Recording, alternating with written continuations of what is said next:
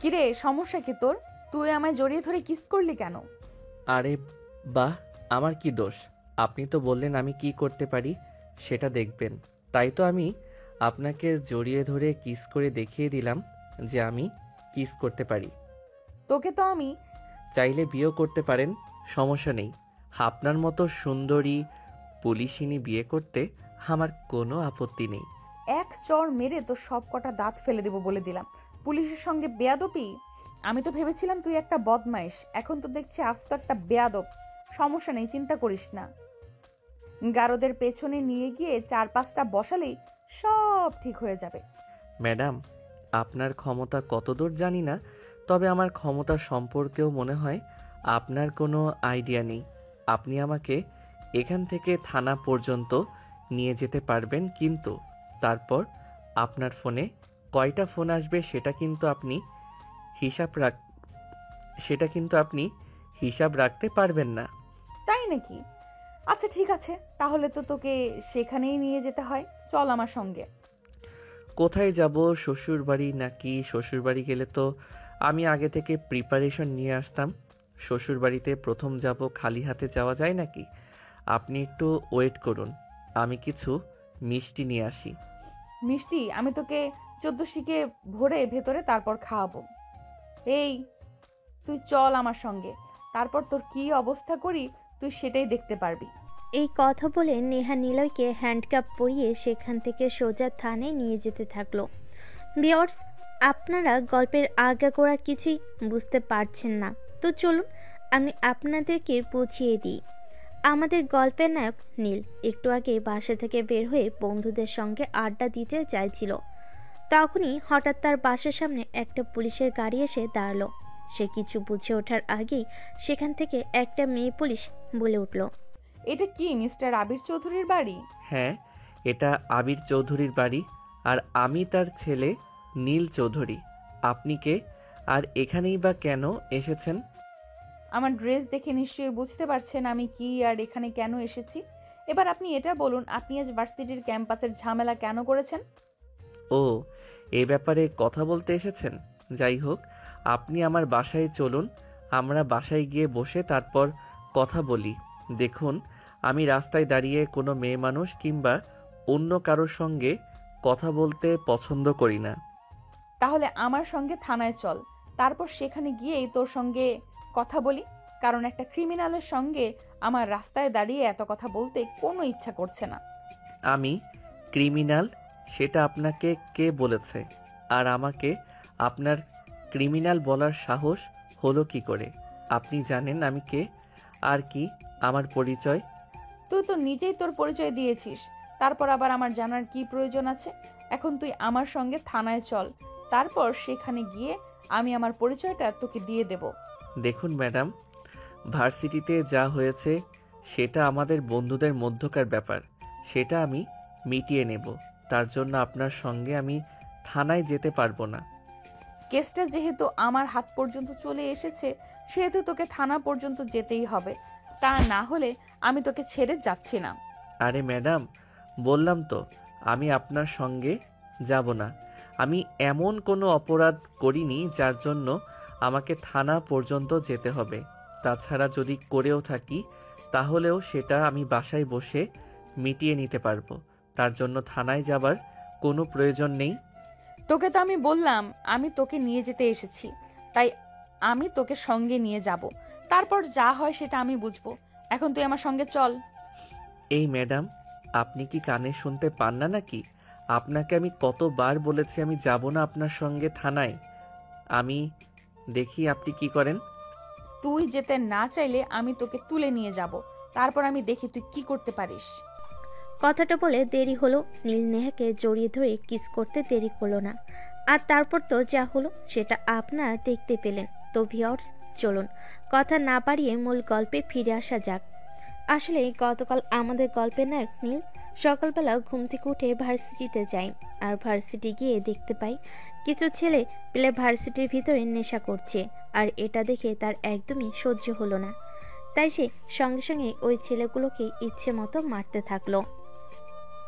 তখনই সেখানে এসে ভার্সিটির প্রিন্সিপাল উপস্থিত হয় আর নীলকে বলে, কি ব্যাপার নীল, কি হয়েছে? তুমি ওদের এভাবে মারছো কেন? স্যার, এদের সাহস কি করে হয় ভার্সিটি ক্যাম্পাসে এসে নেশা করার? ওরা জানে না ক্যাম্পাসে সবাই পড়াশোনা করতে আসে। এখানে ওরা কেন নেশা করবে? আর মেয়েদেরকে ওরা অনেক সময় টিজ করে, তাই আমি ওদেরকে একটু উচিত শিক্ষা দিয়েছি। হ্যাঁ, সেটা না হয় বুঝলাম, কিন্তু আমার মনে হয় ওদের সঙ্গে তোমার এভাবে ঝামেলায় যাওয়াটা ঠিক হয়নি। কারণ ওরা প্রায় সময় ভার্সিটি ক্যাম্পাসে এসে নেশা করে, মেয়েদেরকে উত্ত্যক্ত করে।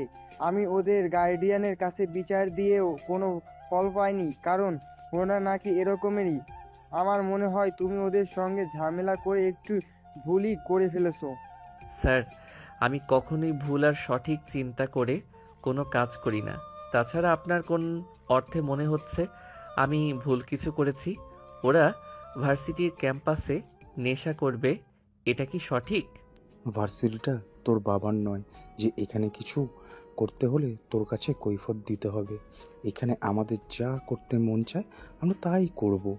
সে তোর ব্যাপারে আমরা কেন তোকে কৈফিয়ত দিতে যাব? আর তোরই বা কী সমস্যা? আমার সমস্যা এটাই যে তবে ভার্সিটিতে এসে কেন নেশা করবে? তোদের দেখা দেখি আরও 5টা ছেলে তোদের সঙ্গে মিশে তারা নেশা করবে কেন? আমরা ভার্সিটিতে এসে মাদকাসক্ত হব? এখানে তো আমরা পড়াশোনা করতেছি, নিজেদেরকে শিক্ষিত করতে আসি। আর সেখানে এসে কেন আমরা নিজেদেরকে ধ্বংসের মুখে ঠেলে দেব? তোর এখন এত ইচ্ছা ভালো হওয়ার, তাহলে তুই কোন প্রাইভেট ভার্সিটিতে পড়াশোনা করিসনি কেন? লোকাল ভার্সিটিতে পড়াশোনা করতে এসেছিস। এখানে যখন তুই পড়াশোনা করতে এসেছিস, তাহলে এখানে যা হয় সব তোকে মুখ বুজে সহ্য করতে হবে।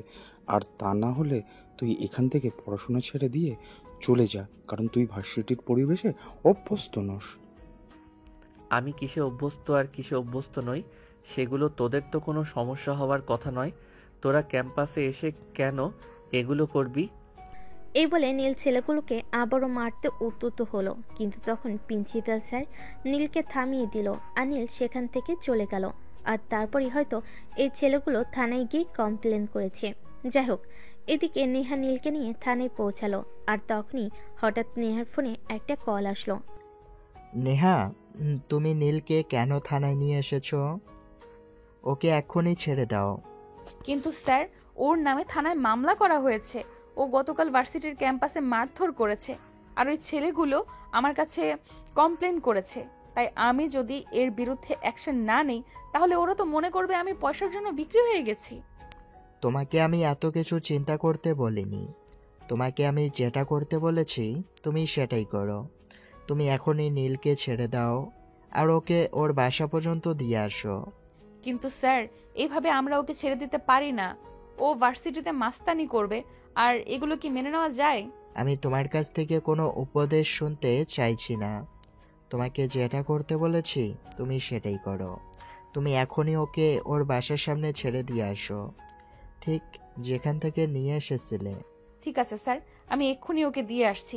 এই ছেলে, চলো আমার সঙ্গে, তোমাকে তোমার বাসা পর্যন্ত পৌঁছে দিয়ে আসি। কিন্তু ম্যাডাম, আমি তো শ্বশুর বাড়িতে যাব, বাসায় যাওয়ার কোনো ইচ্ছে আমার নেই। এত সুন্দর বউ রেখে একা একা বাসায় গিয়ে কি করব? এই কি তোর বদমাইশের বাচ্চা, তোর শ্বশুর বাড়ি কোথায় সেটা কি আমি চিনি নাকি? আর তোকে কেন আমি তোর শ্বশুর বাড়ি দিয়ে আসতে যাব? তোকে যেখান থেকে নিয়ে এসেছি সেখানেই ছেড়ে আসব। আরে বউ, নিজের হবু জামাইকে কেউ এভাবে বলে নাকি? প্লিজ নিয়ে চলো না আমাকে একটু শ্বশুর বাড়ি, একটু শাশুড়ি মার সঙ্গে দেখা করে আসি। তোর শ্বশুর বাড়ি কোথায় বল, আমি তোকে ছেড়ে দিয়ে আসছি। ও মা, বউ দেখি আমার নিজের বাড়ি চিনে না। আমি তো তোমাদের বাড়িতে যাওয়ার কথা বলছি। প্লিজ নিয়ে চলো না তোমাদের বাড়িতে একবার, আমার শাশুড়ি মায়ের সঙ্গে একবার দেখা করে আসি। তোর সঙ্গে আবার আমার কোন বোনকে বিয়ে দিলাম যে তুই আমার মায়ের মেয়ের জামাই হয়ে গেলি? তাছাড়া আমি ছাড়া তো আমার মায়ের কোনো মেয়ে সন্তান নেই। তাহলে উফ ডার্লিং, তুমিও না কিছুই বুঝো না। আমার বউ তো তুমি। আমি তো তোমাকে দেখেই প্রেমে পড়ে গেছি। তাহলে অন্য কেউ কেন আমার বউ হতে যাবে? প্লিজ বউ নিয়ে চলো না একটু তোমার বাড়ি। তোকে যে আমার কি করতে মন চাইছে সেটাই বুঝতে পারছি না। পারলে তোকে এক্ষুনি আমি খুন করে ফেলতাম, কিন্তু সেটার তো আদেশ নেই। বিয়েটা করে নাও, তারপর যা করার করো, তখন আর তোমাকে আমি কিছুই বলবো না। এই বলে নীল থানা থেকে বের হয়ে বাইরে আসলো। আর তখন তার পিছনে পিছনে নেহা ও আসলো আর জিপে বসে নীলকে বলল, কি হলো? এখন ওখানে দাঁড়িয়ে আছিস কেন? আমার সঙ্গে গাড়িতে উঠে বসে আমি তোকে যেখান থেকে নিয়ে এসেছি ওখানেই ছেড়ে আসবো। নীল তখন আর কোনো কথা না বলে চুপচাপ নেহার সঙ্গে গাড়িতে উঠে বসলো। আর নেহা নীলকে তার বাড়ির সামনে ছেড়ে দিল। নীলের বাড়ির সামনে এসে নীলকে নেহা বলে, কি ব্যাপার, তুই এখনো গাড়িতে বসে আছিস কেন? তোর বাড়ির সামনে চলে এসেছি, তুই গাড়ি থেকে নামছিস না কেন? তুমি আমাকে এখানে কেন নিয়ে এসেছো? আমি না তোমাকে বললাম আমি আমার শ্বশুর বাড়িতে যাব? সেখানে কেন নিয়ে গেলে না? আমি এখন নামবো না গাড়ি থেকে। নেহা নীলকে অনেক করে বলেছিল গাড়ি থেকে নেমে যাওয়ার জন্য, কিন্তু নীল কোনোভাবে গাড়ি থেকে নামছিল না। তাই নেহা নীলকে ধাক্কা দিয়ে গাড়ি থেকে ফেলে দিতে চাইছিল, কিন্তু নীল অতটাও বোকা নয়। তাই সে সঙ্গে সঙ্গে নেহার হাতটা ধরে ফেল। নেহা তখন ধাক্কার তাল সামলাতে না পেরে নীলের উপর পড়ে গেল।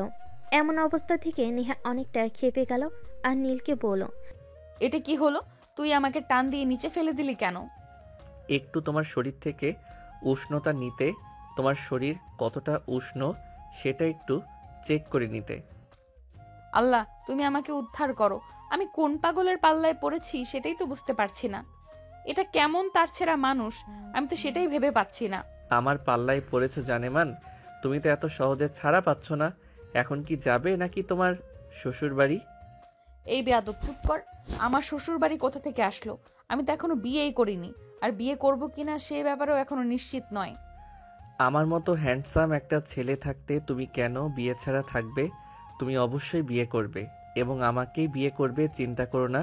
আমি কিছুদিনের মধ্যেই তোমার বাবা মায়ের সঙ্গে কথা বলবো এবং তোমাকে যত দ্রুত সম্ভব আমাদের বাড়িতে নিয়ে আসবো। তাহলে তোর মাথায় সমস্যা আছে, তোর সঙ্গে কথা বলাই অনর্থক। তুই থাক এখানে। এই কথা বলে নীল নেহার বুকের উপর থেকে উঠে পড়ে এবং সেখান থেকে চলে যেতে চায়।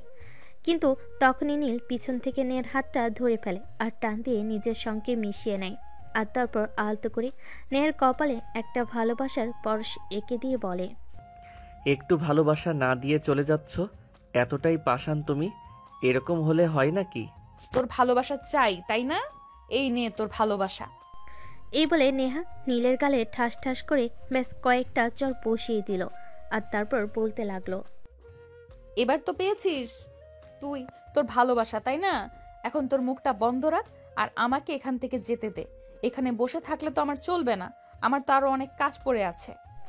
নীল তখন কোনো কথা বলতে পারছিল না, কারণ নেহা তাকে এত জোরে চড় মেরেছে যে তার গালে 5টা আঙুলের ছাপ বসে গেছে। তার গাল অনেক ব্যথা করছিল, তাই সে আর কোনো কথা বলল না।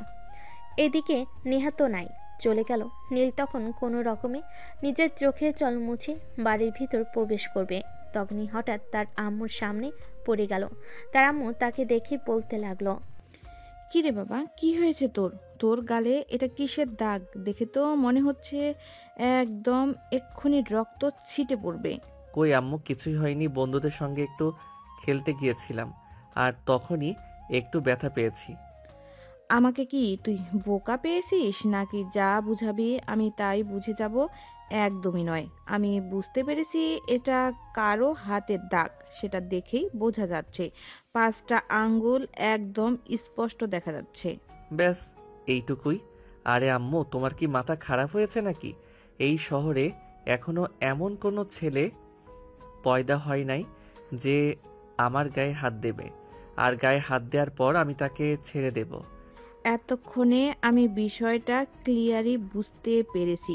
তুই নিশ্চয়ই কিছু একটা ঝামেলা করেছিস আর তার ফলস্বরূপ তোর গালের এই চিহ্নগুলো, ঠিক না?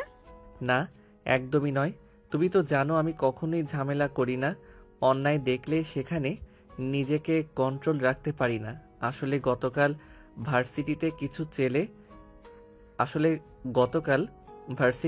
কিছু ছেলে ক্যাম্পাসে বসে নেশা করছিল আর তাদেরকে একটু শিক্ষা দিয়েছিলাম। তারপর তারা থানায় মামলা করেছে। আমি বুঝতে পারছি না তোকে এত ভালো মানুষ সাজতে কে বলেছে তোকে ওইগুলো করতে, যার কারণে তোকে এখন থানায় পর্যন্ত যেতে হলো। আমি চাই না তুই এসব ঝামেলায় আর নিজেকে ইনভলভ রাখিস। আম্মু, তুমি হয়তো একটা কথা ভুলে গেছো যে আমার রক্তে অপরাধ দেখেও তীর থাকাটা নেই। আমি অপরাধ দেখলে সহ্য করতে পারি না। যেখানে অপরাধ দেখি সেখানেই আমার রক্ত গরম হয়ে যায়। ও তাই নাকি? ঠিক আছে, তাহলে আমি তোকে কিছুই বলবো না। একবার আয়নার সামনে দাঁড়িয়ে তোর গালের দিকটা দেখে নে, তাহলে তুই বুঝতে পারবি আমি কেন তোকে এই কথাগুলো বলছিলাম। নীল তখন আর কোনো কথা না বলে চুপচাপ নিজের রুমে চলে গেল আর বিছানায় শুয়ে ঘুমিয়ে পড়ল। সে যখন ঘুম থেকে উঠল তখন আনুমানিক রাত 8টার মতো বাজে। বিছানা থেকে উঠে সে ফ্রেশ হতে ওয়াশরুমে চলে গেল। ওয়াশরুম থেকে এসে যেই না সে আয়নার সামনে দাঁড়ালো, নিজের চেহারা সে নিজেই চিনতে পারছে না। একটা মেয়ের শরীরে এত শক্তি আসে কোথা থেকে, যে নীলকে সেই দুপুরবেলা চড় দিয়েছে আর এখন রাতের 8টা বাজে। এখনো তার 5টা আঙ্গুলের চিহ্ন নীলের গালে ফুটে আছে। নীল তখন একটু অয়েলমেন্ট লাগিয়ে পড়তে বসে গেল। পড়া শেষ হলে রাতের খাবার খেয়ে তারপর ঘুমিয়ে পড়ল। পরের দিন সকালবেলা ভার্সিটি যাওয়ার উদ্দেশ্যে বাসা থেকে বের হবে।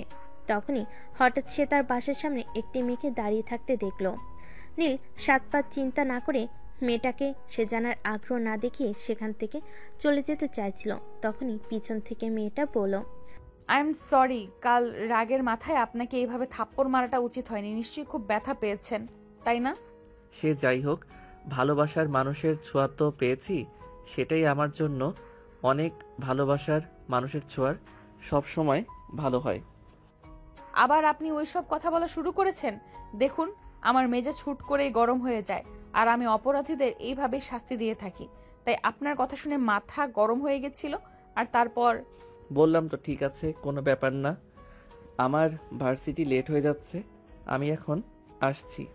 এরপর নেহাকে নীল আর কোনো কথা বলার সুযোগ না দিয়ে বাইকে নিয়ে সোজা ভার্সিটির উদ্দেশ্যে বেরিয়ে পড়ল। ভার্সিটিতে এসেই সে দেখতে পেল ওই ছেলেগুলো গেটের সামনে দাঁড়িয়ে আছে। তারা নীলকে দেখে, কি ব্যাপার, কাল নাকি শ্বশুরবাড়ি গিয়েছিলি? তো কেমন জামাই আপ্যায়ন পেলি? আমি তো আপ্যায়ন ভালোই পেয়েছি। এবার তোদের যাওয়ার পালা হবে, তৈরি হয়ে থাক, খুব তাড়াতাড়ি যেতে পারবি শ্বশুর বাড়ি। এই কথা বলে নীল সেখানে আর এক মুহূর্ত না দাঁড়িয়ে সোজা ক্যাম্পাসের ভিতর চলে আসলো।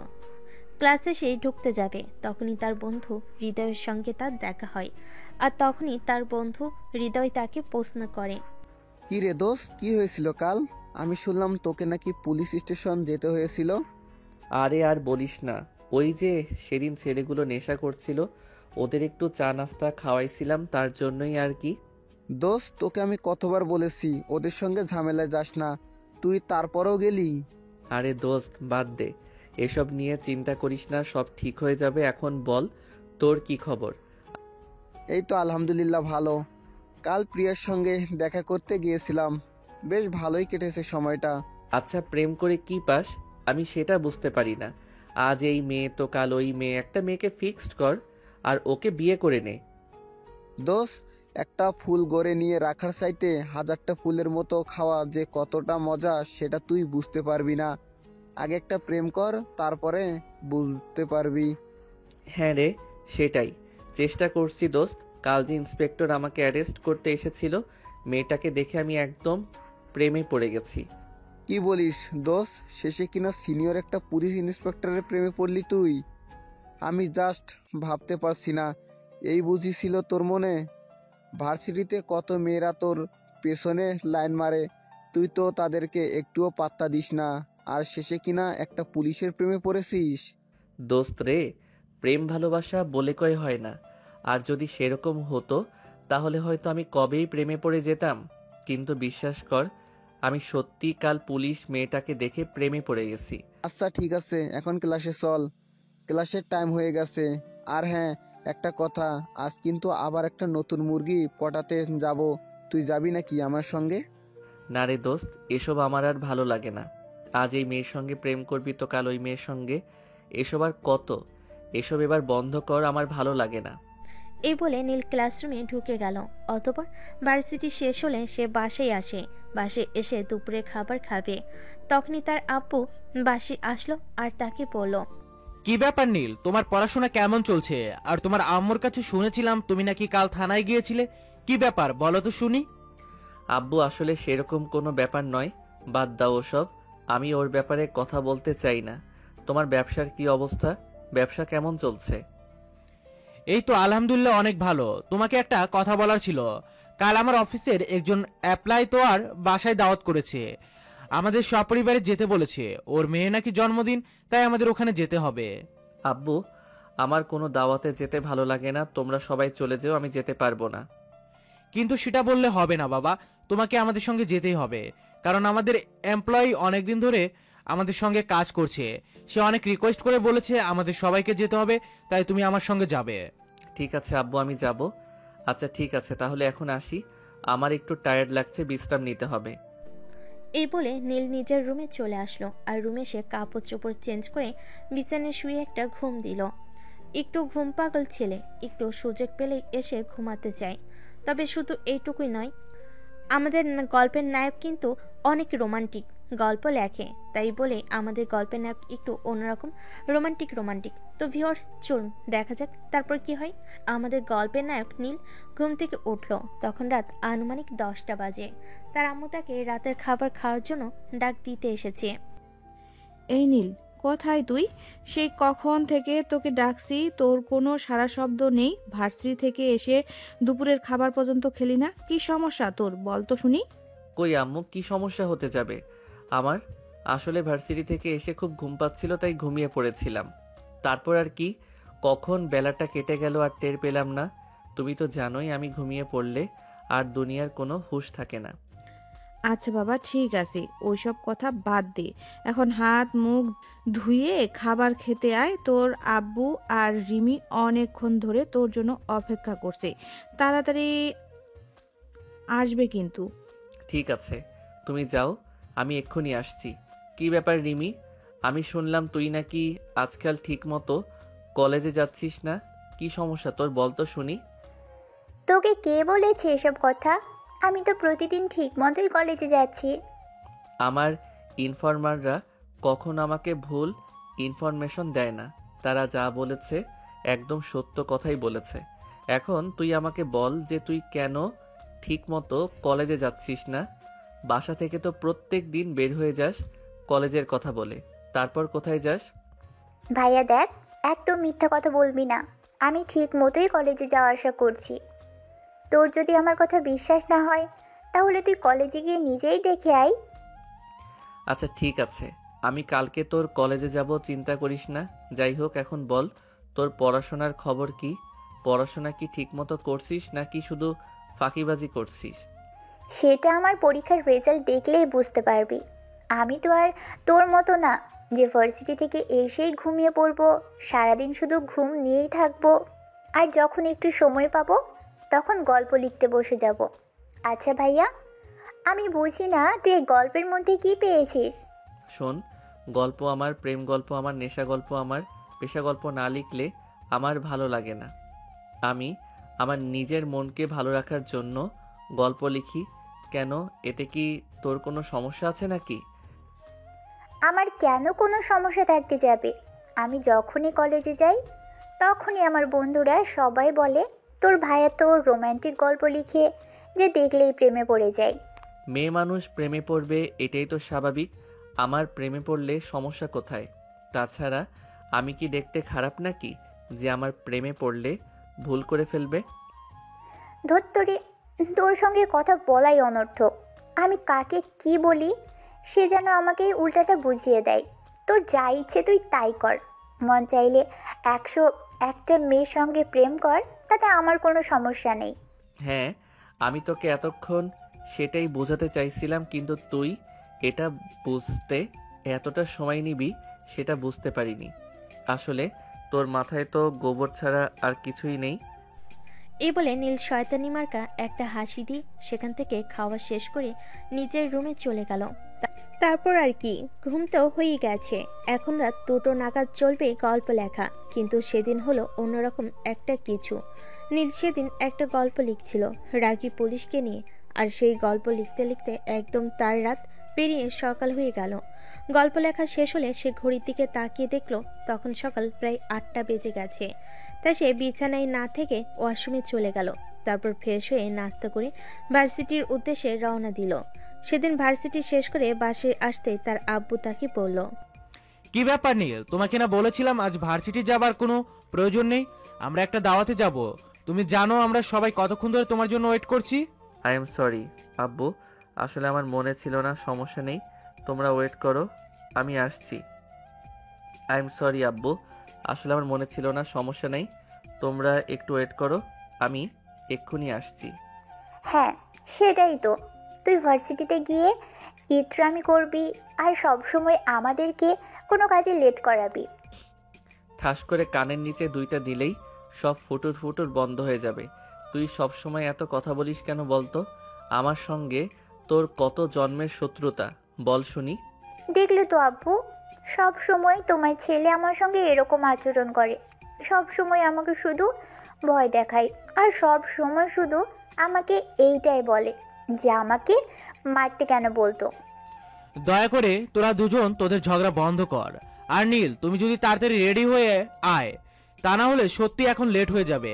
আর যদি সময় মতো ওই অনুষ্ঠানে পৌঁছাতে না পারি তাহলে আমার এমপ্লয়ি অনেক রাগ করবে। প্লিজ বাবা, তাড়াতাড়ি আয়। আমি তো যাচ্ছিলামই, আর তখনই তো তোমার মেয়ে ওই বদমাইশি কথাগুলো বলল আর আমার মেজাজটা খারাপ করে দিল। ঠিক আছে, সমস্যা নেই, আমি এক্ষুনি আসছি। এই বলে নীল নিজের রুমে চলে গেল আর তার পছন্দ মতো একটা শার্ট আর একটা প্যান্ট পরে তাড়াতাড়ি তৈরি হয়ে নিচে আসলো।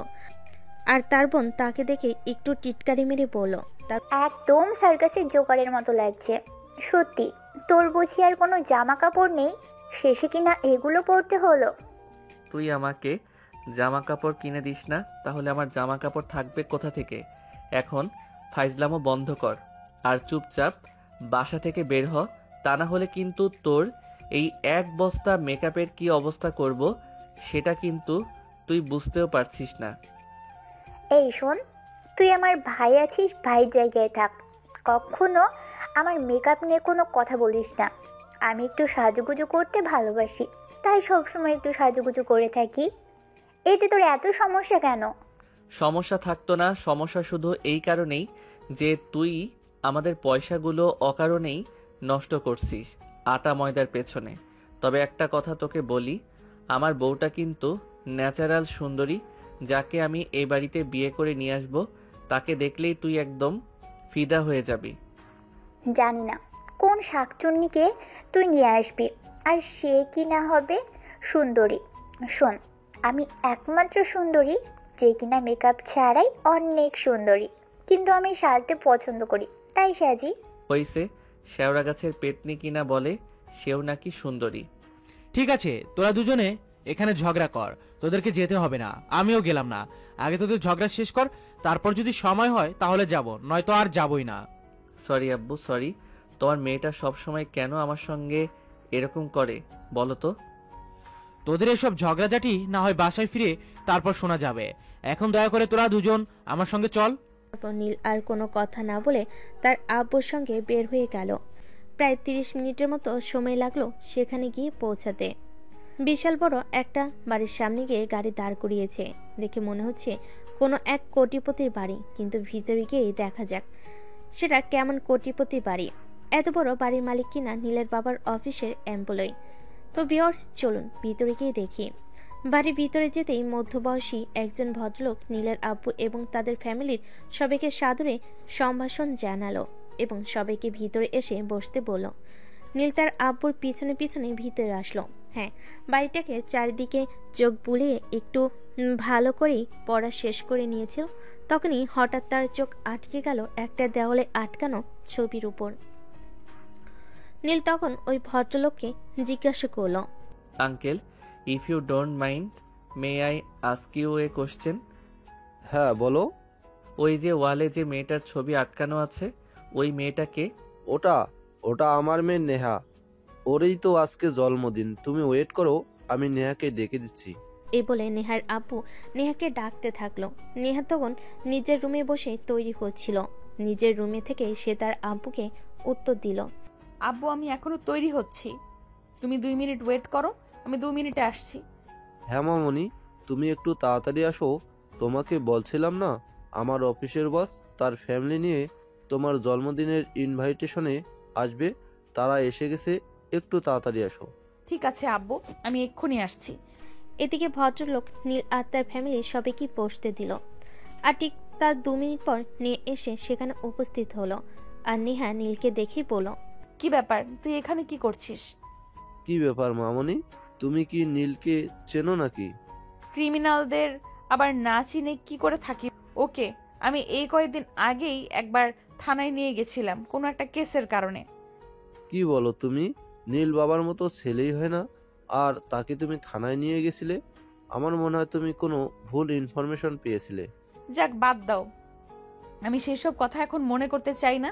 আমি আমার জন্মদিনের আনন্দটাকে মাটি করতে চাই না। আর হ্যাঁ, এই যে মিস্টার, আপনাকে বলছি, অনুষ্ঠান শেষ হলে চুপচাপ এখান থেকে চলে যাবেন।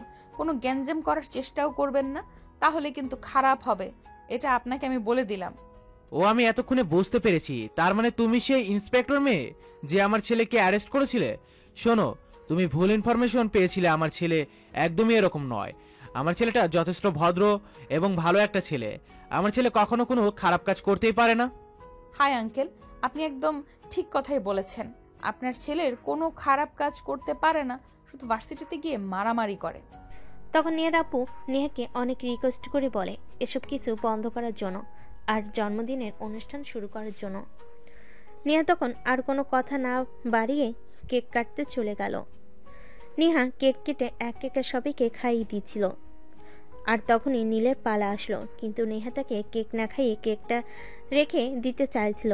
তখনই নীল তার কানে কানে বলল, এই ভুলটা একদম করো না প্রিয়সী, সবাই কিন্তু অলরেডি জেনে গেছে তোমার আর আমার সম্পর্কের কথা। এখন যদি তুমি আমাকে কেক না খাইয়ে দাও, তাহলে কিন্তু আমি সবার সামনেই তোমাকে ওইটা করে দিব। মানে তুই আমাকে আমার বাড়িতে এসে থ্রেট করছিস? এর পরিণাম কি হতে পারে তুই জানিস? পরিণামের কথা চিন্তা করে নীল কখনো কোনো কাজ করে না, সেটা তুমি নিশ্চয়ই এতক্ষণে বুঝতে পেরে গেছো। সো কোনো কথা না বলে আমাকে একটু কেক খাইয়ে দাও, তারপর আমিও তোমায় ভালোবেসে কেক খাইয়ে দেব।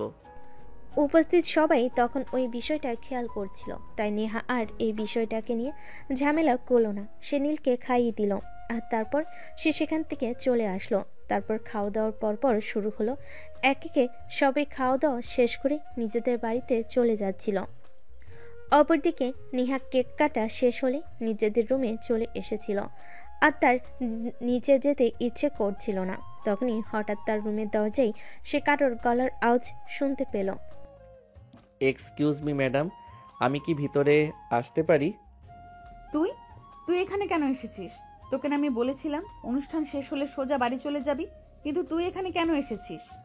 এখানে আবার নতুন করে কোনো সিন ক্রিয়েট করবি না বলে দিলাম। আরে ডার্লিং, তুমি আমার সঙ্গে এভাবে কেন কথা বলছো? আমি তোমার সঙ্গে কেন কোনো সিন ক্রিয়েট করতে যাব?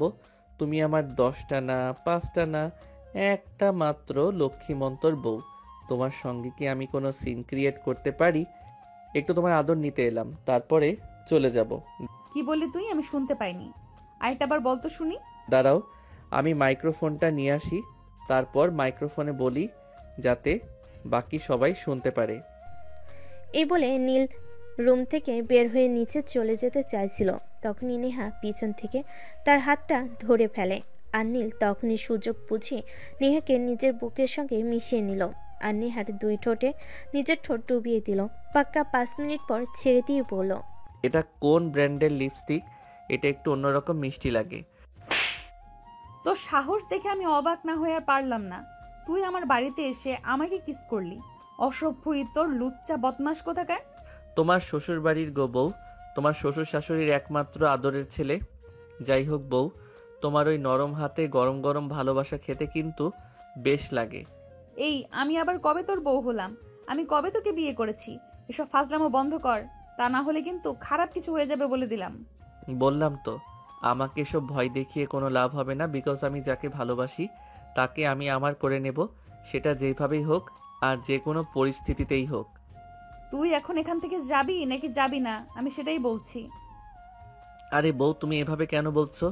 থুক্কু হবু বউ, বলেই তো যাব। শ্বশুরবাড়িতে ঘর জামাই থাকবো নাকি? আমার বাবার তো অনেক সহায় সম্পত্তি আছে, এত কিছু রেখে আমি কেন শ্বশুরবাড়িতে ঘর জামাই থাকতে যাব? আচ্ছা বউ, আমাকে একটা কথা বলো তো, তোমার বাবা তো আমার বাবার অফিসের সামান্য একজন এমপ্লয়ি, তাহলে তোমাদের এত বড় বাড়ির পিছনের রহস্যটা কি? একটা সময় আমার বাবার নিজের একটা অফিস ছিল, নিজের ব্যবসা করত, কিন্তু কোনো একটা কারণে ওটা বন্ধ হয়ে গেছে।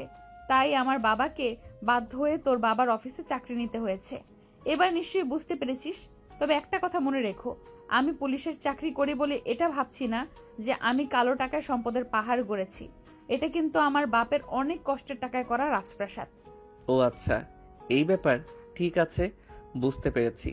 আজ তাহলে আসি। তবে একটা কথা মনে রেখো, আমি কিন্তু আবার আসবো। তুই আবার কেন এখানে আসবি? আমার বউটাকে দেখতে।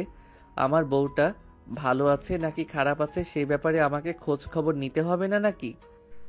নেহা তখনই রেগে গিয়ে নীলকে কিছু একটা বলতে চাইছিল, কিন্তু নীল সেই সুযোগটা না দিয়ে সেখান থেকে দৌড়ে পালিয়ে চলে আসে নিচে। আসতে তার বোন তাকে বলল, কি রে, বাসর করতে গিয়েছিলি নাকি? একটা চটকানা মেরে তোর সবকটা দাঁত ফেলে দেব বলে দিলাম। নিজের বড় ভাইকে এসব কথা বলতে তোর একটু লজ্জা করে না? আমার কেন লজ্জা করতে যাবে? তুই যদি বিয়ের আগেই তোর বউয়ের রুমে গিয়ে দরজা বন্ধ করে ইটিস পিটিস করতে পারিস, আমি বলতে গেলে কেন আমার লজ্জা লাগবে? একদম মিথ্যা কথা বলবি না। আমি আমার বউয়ের রুমে গিয়েছি ঠিকই, কিন্তু একটু দরজা বন্ধ করিনি, কারণ আমি চাইছিলাম কেউ এই ব্যাপারটা দেখুক আর আমাদের বিষয়ে একটু কথা বলে বিষয়টাকে একটু আগিয়ে নিয়ে যাক। কিন্তু কবি, দুর্ভাগ্যের বিষয় যে সবাই এদিকে অনুষ্ঠান নিয়ে ব্যস্ত ছিল, সেদিকে কেউ খেয়ালই করেনি। যাই হোক, বউ কেমন এত দিয়েছে তোকে? এই যে গালে একটু ভালোভাবে খেয়াল করলেই দেখতে পাবি হাতের 5টা আঙুলের দাগ বসে গেছে, বুঝলি? এবার বুঝ তোর বউ তোকে কেমন ভালোবাসে। একদম ফাইজলামো করবি না বলে দিলাম, তাহলে কিন্তু তোর কপালে খারাপই আছে। আমার বউ আমাকে অনেক ভালোবাসে, কিন্তু সবার সামনে সেটা প্রকাশ করে না। আর একটা কথা তো জানিস, মেয়েদের বুক ফাটে তো মুখ ফোটে না। আমার বউ আমায় ভালোবাসে, কিন্তু সেটা মুখ ফুটে বলতে পারে না। নেহা তখন মুখটাকে ভেঙচি মেরে সেখান থেকে চলে গেল। আর তারপর খাওয়া দাওয়া শেষ হলে নীল আর তার ফ্যামিলির সবাই নেহার আব্বুর থেকে বিদায় নিয়ে বাড়ি আসার জন্য রওনা দিল। আজ তাহলে আমরা আসি। সত্যি আপনারা এত ভালো আপ্যায়ন করেছেন, আমরা অনেক মুগ্ধ হয়েছি। ধন্যবাদ স্যার, আপনাদেরকে অসংখ্য ধন্যবাদ। আমি তো ভেবেছিলাম আপনারা আসবেন না, কিন্তু আমার মতো সাধারণ একজন এমপ্লয়ের ইনভাইটেশনে আপনারা আসবেন সেটা আমি সত্যি ভাবতে পারিনি।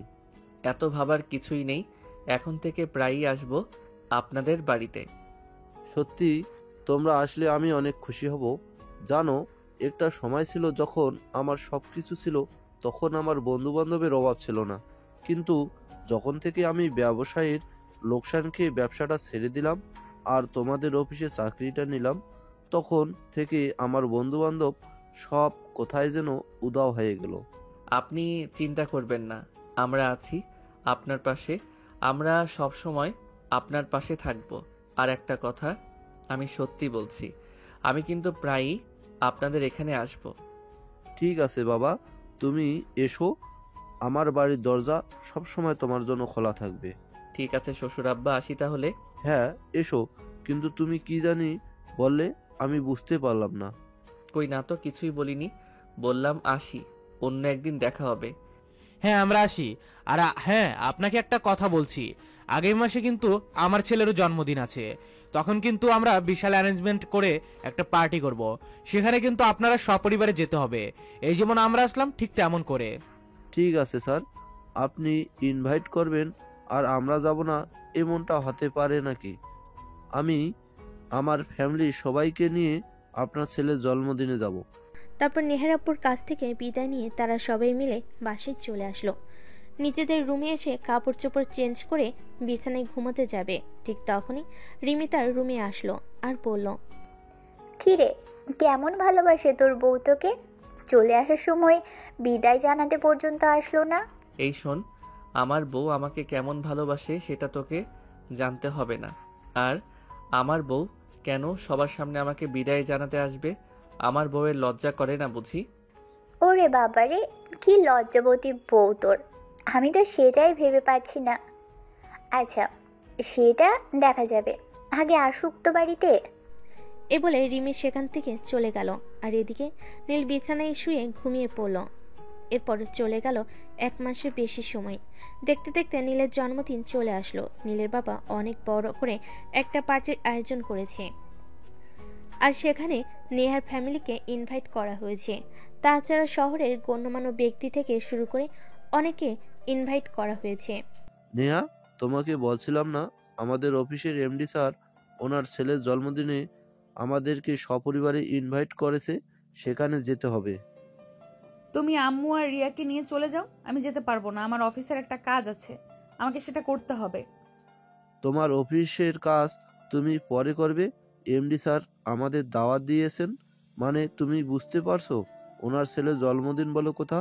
তোমার জন্মদিনে ওনাদেরকে ইনভাইট করেছিলাম, ওনারা আসবে সেটা আমি আশা করিনি, তারপর ওনারা এসেছেন। আর এখন ওনার ছেলের জন্মদিনে আমাদেরকে ইনভাইট করছে, সেখানে না গেলে মনে হয় আমার চাকরিটাও থাকবে না। তোমাকে তো আমি বলেছি তুমি চাকরিটা ছেড়ে দাও। এখন আমি চাকরি করছি, মোটামুটি ভালো টাকার মাইনে পাই, সেটা দিয়ে আমাদের সংসার ভালো করে চলে যাবে। শুধু সংসার খরচ চললে হবে না রে মা, তোরা 2টা বোন, তোদের ভবিষ্যৎ বলেও তো একটা কথা আছে। আজ যদি তুমি ছেলে হতি তাহলে হয়তো আমাকে এত চিন্তা করতে হতো না, কিন্তু ব্যবসায়ী লোকসান খেয়ে আমাদের যা ছিল সব কিছুই তো শেষ হয়ে গেছে। এখন তো তোদের ভবিষ্যৎ নিয়ে আমাকেই ভাবতে হবে। আচ্ছা ঠিক আছে, আমাকে এত কথা শোনাতে হবে না, তোমরা ওয়েট করো, আমি আসছি। এই কথা বলে নেহা নিজেদের রুমে চলে গেল। আর তারপর রেডি হয়ে নিচে চলে আসলো আর ফ্যামিলির সবাইকে নিয়ে নীলের বাড়ির উদ্দেশ্যে রওনা দিল।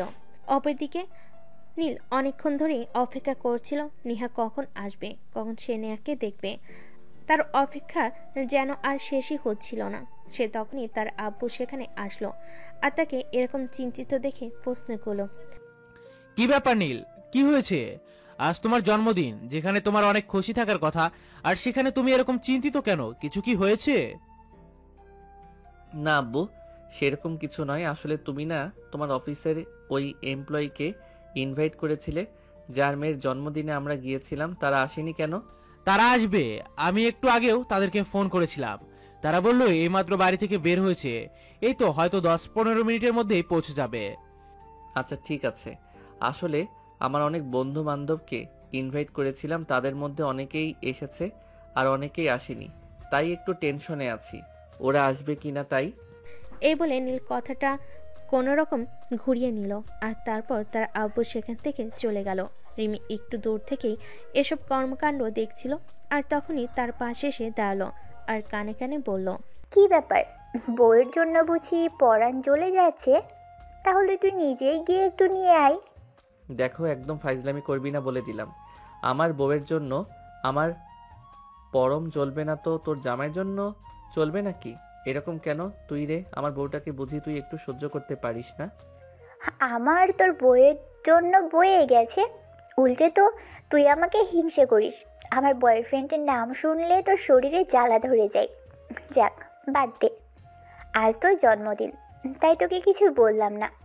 তবে মনে রাখিস, এটা আমি তুলে রাখলাম, অন্য কোনো একদিন তোকে সুদে আসলে ফেরত দিব। এভাবে কথা কাটাকাটি হচ্ছিল দুই ভাই বোনের মধ্যে। আর তখনই নীলের আব্বু আবার সেখানে আসে আর নীলকে বলে, নীল, একটা প্রবলেম হয়ে গেছে। আমি আমজাদ সাহেবকে ফোন করেছিলাম, উনি এইমাত্র বললেন পথিমধ্যে ওনাদের গাড়ি নষ্ট হয়ে গেছে, কিন্তু সেখানে কোনো গ্যারেজ নেই, তাই ওনারা রাস্তায় দাঁড়িয়ে আছে। তুই একটা কাজ কর, আমাদের গাড়িটা নিয়ে যা আর ওনাদেরকে একটু রিসিভ করে নিয়ে আয়। কথাটা শুনে নীলের মনে যেন লাড্ডু ফুটতে থাকে। তাই সে আর এক মুহূর্ত দেরি না করে গাড়ির চাবি নিয়ে বাড়ি থেকে বের হয়ে পড়ল। মাঝ রাস্তায় আসতেই এসে দেখতে পেল রাস্তার একপাশে নেহা এবং তার পুরো ফ্যামিলি দাঁড়িয়ে আছে। নীল গাড়িটা দাঁড় করালো এবং নেহার সামনে গিয়ে তার আব্বুকে উদ্দেশ্য করে বলল, আঙ্কেল, আমি আব্বুর কাছে শুনলাম আপনাদের গাড়ি নষ্ট হয়ে গেছে, তাই আমি আপনাদেরকে নিতে আসলাম। হ্যাঁ বাবা, তোমাদের বাড়িতেই যাচ্ছিলাম, আর তখনই হঠাৎ গাড়িটা নষ্ট হয়ে গেল, তাই এখানেই দাঁড়িয়ে আছি। যাই হোক, এখন চলে যাওয়া যাক। আমাদের জন্য তোমাদের একটু প্রবলেমে পড়ে যেতে হলো। না আঙ্কেল, সেরকম কোনো ব্যাপার না। আপনার জন্য কেন আমরা প্রবলেমে পড়ব? আমি তো খুশি মনে আপনাদেরকে নিতে এসেছি। চলুন প্লিজ। অতঃপর এক একে সবাই গাড়িতে উঠে বসলো, কিন্তু পিছনে 4 জনের জায়গা হচ্ছিল না। তখনই নেহার আব্বু নেহাকে বলে, নেহা, তুমি নীলের সঙ্গে সামনের সিটে বসো, আমরা 3 জন পিছনে বসি। হাই নেহা আপু, আপনি আমার সঙ্গে সামনে চলে আসুন। নেহা তখন আর কোনো কিছু না বলে চুপচাপ নীলের পাশের সিটে এসে বসলো। নীল গাড়ি ড্রাইভ করছিল, আর তখনই হঠাৎ নেহার হাতে তার হাতটা চলে এলো। নেহা তখন রেগে আগুন নীলের দিকে এমনভাবে তাকিয়ে আছে যেন চোখ দিয়ে আগুন ঝলসে পড়ছে। এটা দেখে নীল তখনই হাতটা সরিয়ে নিল, কারণ এখানে নেহার বাবা আর তার ফ্যামিলি আছে। এখানে কোনো ঝামেলা করলে ফ্যামিলির সবাই দেখবে, তাই দেখতে দেখতে বাড়ির সামনে চলে আসলো। আর তারপর গাড়ি থেকে সবাই নেমে বাড়ির ভিতরে চলে গেল। নেহা গাড়ি থেকে নেমে একটু সাইডে গিয়ে দাঁড়ালো।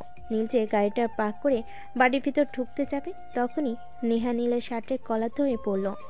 তোর বাড়িতে এসেছি বলে তুই যে ইত্রামি করবি আর ছাড় পেয়ে যাবি, এটা কখনোই ভাবিস না। তখন আব্বু আম্মু ওখানে ছিল বলে কিছু বলিনি, তবে এখন যে তোকে ছেড়ে দেব এমনটা কোনো হাদিসে লেখা নেই। তোমাকে তো বলিনি আমি যে আমাকে ছেড়ে দাও। আমি তো বলেছি সারা জীবন আমাকে জড়িয়ে ধরে রাখতে পারো। আমি তোমাকে কোনো বাধা দেব না। তোকে তো আমি... আরে রাগ দেখাচ্ছ কেন? বললাম তো তুমি চাইলে আমায় এক্ষুনি বিয়ে করতে পারো। এখন ভিতরে চলো, সবাই ওয়েট করছে। আজ আর তোকে কিচ্ছু বললাম না, তবে মনে রাখিস এটা সময় মতো তোকে সুদে আসলে বুঝিয়ে দেব। তখনই পাশ থেকে একটা শয়তানি মার্কা হাসি দিয়ে রিমি বলে উঠল, ভাবি, আমার এই ভাইয়াটাকে সোজা করতে হলে না তোমাকে আরও একবার জন্ম নিতে হবে। এই ওয়েট, তুমি ভাবি কাকে বলছো? ওরে বাবা রে বাবা, বিয়ের আগেই শ্বশুর বাড়ি চলে আসতে পেরেছো, আর আমি ভাবি বলেছি, তাতেই এত সমস্যা? ঠিক আছে, বলবো না, যাচ্ছি আমি। এই বলে 32টা দাঁত বের করে একটা হাসি মেরে রিমি সেখান থেকে চলে গেল। তখনই নেহা নিজের চোখ দুটোকে আগুনে নেয় লাল করে নীলের দিকে তাকিয়ে বলল, নিজে তো ছাগলের 3 নাম্বার বাচ্চার মতো সারাক্ষণ ভ্যা ভ্যা করিস, আর সেই সঙ্গে নিজের বোনটাকেও লেলিয়ে দিয়েছিস। এর পরিণাম কি হতে পারে সেটা একবার চিন্তা করে দেখেছিস? উফ ম্যাডাম, সব সময় শুধু পরিণাম নিয়ে কেন এত চিন্তা করেন? আমি তো বলেছি নীল কখনো পরিণাম চিন্তা করে কোনো কাজ করি না। তাছাড়া নীলের বাবার আর্থিক অবস্থা এতটাও খারাপ নয় যে তাকে সব সময় পরিণামের কথা চিন্তা করতে হবে। এখন আসুন তো ভিতরে, তা না হলে আবার সবাই মনে করবে বিয়ের আগেই শ্বশুরবাড়ি এসে ওইসব করে নিচ্ছেন। নেহা তখন রাগে গজগজ করছিল, কিন্তু কিছুই বলতে পারল না, কারণ এটা একটা অনুষ্ঠান বাড়ি। এখানে কিছু করলে লোকে দেখবে, আর সবসময় কিন্তু দোষটা মেয়েদের দিকেই হয়। তাই নিজের ইজ্জত বাঁচাতে মুখটা বন্ধ রাখতে হলো। জন্মদিনের অনুষ্ঠান শেষ হলে নেহার পরিবার খাওয়া দাওয়া করে বাড়ি চলে আসবে। তখনই রিমি পিছন থেকে নেহাকে বলে, ভাবি, চলে গেছো? আমি তো ভেবেছিলাম থেকেই যাবে। আমি ভেবেছিলাম তুমি বুঝি একবারেই শ্বশুর বাড়ি চলে এসেছো। দেখো, বেশি বার বেরো না, তোমার ভাইটা বেশি বার বেড়ে গেছে। এর পরিণাম খুব একটা ভালো হবে না। আমি নেহা কি জিনিস এটা কিন্তু সে এখনো বুঝতে পারেনি। ভুল শুধু আমার ভাইয়া একা করেনি, তুমিও করেছো। তুমিও বুঝতে পারোনি আমার ভাইয়া কি জিনিস। আমার ভাইয়া যদি একবার কোনো জিনিসের পিছনে, তখন সেই জিনিসের শেষ না দেখে কিন্তু ছাড়ে না। এইটা তোমার মাথায় রাখা উচিত ছিল। এই কথা শুনে নেহা আর কোনো উত্তর না দিয়ে সেখান থেকে বের হয়ে চলে গেল। আর এরপর চলে গেল আরও বেশ কয়েকটা মাস। এদিকে নীলের অনার্স ফাইনাল ইয়ারের পরীক্ষা শুরু হতে চলেছে। 1 সপ্তাহ পরেই নীলের অনার্স ফাইনাল ইয়ারের পরীক্ষা। সেদিন নেহা বেলকুনিতে বসে রাতের বেলায় একটা গল্পের বই পড়ছিল। তখনই হঠাৎ সে দেখতে পেল বেলকুনির পাইপে কেউ একজন উপরে উঠে আসছে। সে অনেকটা ভয় পেয়ে গেল। ভয় পেয়ে চিৎকার করতে যাবে, তখনই হঠাৎ কেউ একজন তার মুখ চেপে ধরল আর কানে কানে বলল, এই চুপ, একদম চিৎকার করো না। নিজের জামাইকে দেখে চিনতে পারো না, আবার চিৎকার করতে হয় নাকি? ইউ আরে বাবা, কি বলবে বলো না, করছো কেন? কি বলবে স্পষ্ট করে বলো, এভাবে করলে আমি বুঝতে পারবো নাকি? নেহা ততক্ষণে নিজের শরীরের সমস্ত শক্তি দিয়ে নিজের মুখ থেকে নীলের হাতটা সরাল আর তারপর বলল, তুমি এখানে কি করতে এসেছো? আর ব্যালকনির পাইপ দিয়ে কেন উঠে এসেছো? আর আমার মুখে এইভাবে চেপে ধরে আছো? তাহলে আমি কথা বলবো কি করে? ও, আই এম সরি, আসলে আমার মনে ছিল না আমি যে তোমার মুখে চেপে ধরে আছি। আসলে জানোই তো সামনের সপ্তাহ থেকে আমার পরীক্ষা, তখন তো আর তোমার সঙ্গে দেখা করতে পারবো না, তাই তোমার সঙ্গে একটু পার্সোনাল টাইম স্পেন্ড করতে আসলাম। পার্সোনাল টাইম স্পেন্ড করতে আসতে মানে? এসব তুমি কি বলছো? তোমার মাথা কি খারাপ হয়ে গেছে নাকি? চুপচাপ এখান থেকে চলে যাও বলছি। একদম আমার সঙ্গে উল্টাপাল্টা কিছু করবে না। সেদিন কিন্তু ছেড়ে দিয়েছিলাম, এখন কিন্তু ছাড়বো না। তোমাকে 14 শিকের ভাত খাইয়ে ছাড়বো। এখনো বউয়ের হাতে রান্না করা এক প্লেট ভাত খেতে পারলাম না, আর এখন কি না আমাকে 14 শিকের ভাত খেতে হবে, এটা বললে হয় নাকি বউ? এই ইতরের বাচ্চা, আমি তোর কোন জন্মের বউ? আমি তোকে আগেও বলেছি আর এখনো বলছি, নিজের চরিত্র ঠিক কর। আমাকে কখনো বউ বলে ডাকবি না। আমি তোর কোন জন্মের বউ লাগি বলতো শুনি? মানুষের পুনর্জন্ম হয় সেটা আমি বিশ্বাস করি না, কারণ আমি একজন লেখক মানুষ। আমাদের লেখক মনা মানুষগুলো সবসময় বর্তমান আর ভবিষ্যৎকে বিশ্বাস করি, কিন্তু অতীত বলতে কিছু থাকতে পারে না আমাদের জীবনে। কেন থাকতে পারে না অতীত বলতে কিছু? পুনর্জন্ম হয় না, সেটা তোকে কে বলেছে? কেউ আমাকে বলেনি, তবে আমি বিশ্বাস করি। আর আমার মতো যারা লেখক তারা সবাই বিশ্বাস করে পুনরায় জন্ম বলতে কিছুই হয় না। যা আছে সবটাই বর্তমান আর ভবিষ্যৎ, কারণ অতীত শুধু মানুষকে কষ্ট দেয়। যেই অতীত মানুষকে কষ্ট দেয় সেই অতীত আমার মতো লেখক মনা মানুষগুলো ভুলে থাকতে চায়। তোর সঙ্গে কোনো কথাই বলতে চাই না। চুপচাপ এখান থেকে চলে যা, তা না হলে কিন্তু খারাপ কিছু হবে বলে দিলাম। যা হবে তা পরে দেখা যাবে, কিন্তু তোমার হাতের বইটা যে আমার লেখা সেটা কি তুমি জানো? আমার এখনো মাথা খারাপ হয়নি, আমি এখনো সম্পূর্ণ সুস্থ আছি। এটা আমার পছন্দের লেখকের লেখা বই। হ্যাঁ, তুমি হয়তো ভাবছো এটা তোমার পছন্দের লেখকের বই, কিন্তু মূলত এই বইটার লেখক আমি। আর আমি আমার লেখা বইয়ে আমার ছদ্মনাম ইউজ করি। সেটা তুমি আমার ফেসবুক প্রোফাইলে ঢুকলেই দেখতে পাবে, সেখানে আমার নাম দেওয়া নিলয় আহসান। আমি যেমন ফেসবুকে আমার ছদ্মনাম ইউজ করি, তেমনি আমার লেখা সমস্ত বইয়েও আমি আমার ছদ্মনাম ইউজ করি। এই বলে নীল মোবাইলটা নেহার দিকে এগিয়ে দিল আর নেহা মোবাইল হাতে নিয়ে দেখল সত্যি নীলের ফেসবুক আইডির নাম নিলয় আহসান। তখনই সে আইডিটা ঢুকে পড়ল আর আইডিতে ঢুকে বেশ কয়েকটা গল্প পড়ল, যেগুলো সে প্রায় ফেসবুকে পড়ে এবং নীল অনেকদিন ধরেই তার ফেসবুক ফ্রেন্ড লিস্টে রয়েছে। তখন সে অবাকের চূড়ান্ত সীমে পৌঁছে গিয়ে পড়ল, আমি তোমার এত দিনের ভক্ত, কিন্তু কোনোদিনও তোমার আসল পরিচয়টা জানতেই পারলাম না। এটা হয় নাকি? আমি জানি তুমি অনেক দিন ধরেই আমার গল্প পড়ো, কিন্তু আমি কখনোই তোমাকে আমার পরিচয় দেইনি, কারণ আমি তোমায় ভালোবাসি। আমি চাই আমার ভালোবাসাটা সামনাসামনি প্রমাণিত হোক, আড়াল থেকে কাউকে নিজের ভালোবাসায় বশ করতে চাই না। কিন্তু আমি কোনোদিনও তোমার ভালোবাসায় বসবো না, কারণ আমি তোমার গল্পকে ভালোবাসি, তোমাকে নয়। হ্যাঁ, আমিও তো সেটাই মনে মনে ভাবছি। তুমি আমার মনকে ভালোবাসো, কিন্তু আমাকে কেন ভালোবাসতে পারো না? মনটা তো আমার দেহেরই একটা অংশ। যদি তুমি মনকে ভালোবাসতে পারো তাহলে আমাকে ভালোবাসতে তোমার সমস্যাটা কোথায়? সমস্যা কোথায় সেটা আমি জানি না, তবে তোমায় ভালোবাসা আমার হয়তো কোনোদিনও হয়ে উঠবে না। তুমি প্লিজ যা মনে মনে চিন্তা করেছো তা ভুলে যাও। মনে তখনই একটা গান বেজে উঠল, আর আমি আপন মনে বলে উঠলাম, তোমায় ভুলে যাওয়ার লাগি আমি ভালোবাসিনি ও প্রেয়সী। তুমি আমার হবে কি? তুমি আমার হবে কি? তোমায় ছাড়া এ জীবনে নয়তো কিছু আর ভালোবাসি তোমায় আমি, তুমি শুধু আমার। এই শোনো, তোমাকে আমি কখনো বলেছি আর এখনো বলছি, আমি তোমার গল্পকে ভালোবাসি। আমি তোমার গল্পের প্রেমে পড়েছি, কিন্তু তোমার প্রেমে কোনোদিনই আমাকে পড়াতে পারবে না। সে পারবো কি পারবো না সেটা সময় হলেই বোঝা যাবে। এখন আর সময় নষ্ট না করে চলো না একটু ভিতরে। এখানে যদি তোমার সঙ্গে রোম্যান্স করি তাহলে তো বাইরের মানুষ দেখে ফেলার ভয় আছে, কারণ বেলকনিটা একটু খোলা। রোম্যান্স বলতে তুই কি বোঝাতে চাইছিস? আমার কি মাথা খারাপ হয়ে গেছে নাকি? তোমার যদি মাথা খারাপ হতো তাহলে তো তোমার পাবনায় থাকার কথা ছিল, এখানে নয়। এই কথা বলে নীল নেহাকে কোলে তুলে নিয়ে রুমে চলে গেল আর বিছানার উপর শুয়ে দিয়ে সে নেহার উপর শুয়ে পড়ল। নেহা তার থেকে নিজেকে ছাড়ানোর জন্য অনেক চেষ্টা করতে থাকে, কিন্তু একটা পুরুষ মানুষের সঙ্গে পেরে ওঠে কি এতটাই সহজ, তাই সে আর পেরে উঠল না। আমার সঙ্গে কেন কথা তাই সত্যি খাটাচ্ছ? এটা তোমার থানা নয় যে এখানে তুমি আমাকে যা ইচ্ছে তাই করতে পারবে। এটা তোমার বেডরুম, এখানে তোমার সঙ্গে শুধু আমার রোম্যান্স চলবে। চুপ কর বেয়াদব, চুপচাপ এখান থেকে চলে যা, তা না হলে কিন্তু আমি তোর পরীক্ষার 12টা বাজিয়ে দেব। আমি কিন্তু তোকে পরীক্ষাটাই দিতে দেব না, এটা মাথায় রাখিস। দিলে দিবে, না দিলে নাই।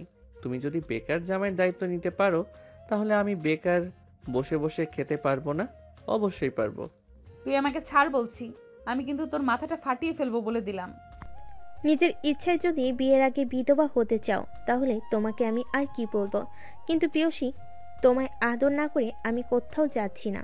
এই কথা বলে সঙ্গে সঙ্গে নীল নেহার ঠোঁটে নিজের ঠোঁট ডুবিয়ে দিল আর ইচ্ছে মতো কিস করতে থাকলো। নেহা নিজেকে ছাড়ানোর প্রাণপণ চেষ্টা করছিল, কিন্তু কোনোভাবেই পেরে উঠল না। নীল নেহার ঠোঁটে কিস করছিল আর সেই সঙ্গে নিজের ভালোবাসায় নেহাকে ডুবিয়ে দেওয়ার চেষ্টা করছিল, কিন্তু নেহা বারবার নিজেকে সেখান থেকে সরানোর চেষ্টা করতে থাকে।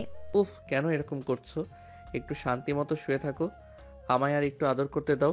বিশ্বাস করো আমি খারাপ কিছুই করব না, জাস্ট একটু আদর করেই চলে যাব। তুই যেগুলো করছিস এগুলো কি খুব মহৎ কাজ নাকি? ভালোবাসা দুটো সম্পূর্ণ আলাদা জিনিস। আমি আমার ভালোবাসাটা আদায় করে নিচ্ছি, তোমার সঙ্গে সেক্স করছি না যাতে তুমি প্রেগনেন্ট হয়ে যাবে। তবে চিন্তা করো না, পরীক্ষাটা দেই, তারপর আমি তোমাকে আমার বাড়িতে নিয়ে যাব আর ওটাও দিয়ে দিব। তুই যাবি এখান থেকে? এখন কিন্তু আমার মেজাজ একদম খারাপ হয়ে যাচ্ছে, আমি কিন্তু তোকে খুন করে ফেলবো। তোমাকে কি আমি একটাবারও নিষেধ করেছি? আমি তো বলেছি তুমি বিয়ের আগে বিধবা হওয়ার ইচ্ছা থাকলে যা ইচ্ছা তাই করতে পারো, কিন্তু এখন তুমি কিছুই করতে পারবে না। এখন শুধু আমায় আদর করার পালা। এই বলে নীল কিসিং পর্ব চালিয়ে যেতে থাকলো। প্রায় 15 মিনিট ধরে চলল ভালোবাসা আদান প্রদান পর্ব। 15 মিনিট পর নীল নেহাকে ছেড়ে দিয়ে উঠে দাঁড়ালো আর বলল, অনেক ক্লান্ত হয়ে পড়েছি তোমার সঙ্গে শক্তি খাটাতে গিয়ে। এবার যাও, আমার জন্য 1 কাপ গরম গরম কফি বানিয়ে আনো। আর আমার কফিতে কিন্তু চিনি কম দেবে, আমি ডায়েট করি কিন্তু। বিষ খেতে ইচ্ছে করে না বল, আমি তোকে বিষ এনে দিই? তুই কি ভেবেছিস আমার সঙ্গে যা করেছিস তারপর আমি তোকে কফি বানিয়ে এনে দেব?